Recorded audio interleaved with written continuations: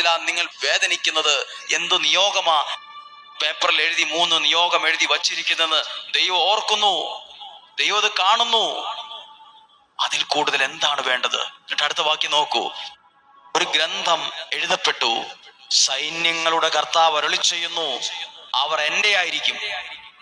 എന്ന് പറഞ്ഞാൽ ആരെന്റെ ആയിരിക്കും? ദൈവം പറയുവാ, ദൈവത്തിന്റെ വചനം ധ്യാനിക്കുന്നവർ, ആ കുടുംബം, ആ യുവാവ്, ആ യുവതി, ആ മാതാപിതാക്കൾ, അവരുടെ സമ്പത്ത് എൻ്റെ ആയിരിക്കും.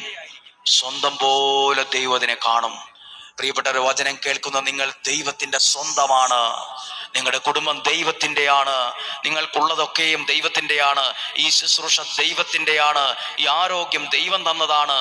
ഇത് ദൈവത്തിൻ്റെയാണ്. ഒന്നുകൂടെ ആ വാക്യം വായിച്ചേ. സൈന്യങ്ങളുടെ കർത്താവ് അരുളി ചെയ്യുന്നു. ദൈവം തന്നെയാ പറഞ്ഞത്, അവർ എൻ്റെ ആയിരിക്കും. ഞാൻ പ്രവർത്തിക്കുന്ന ദിവസം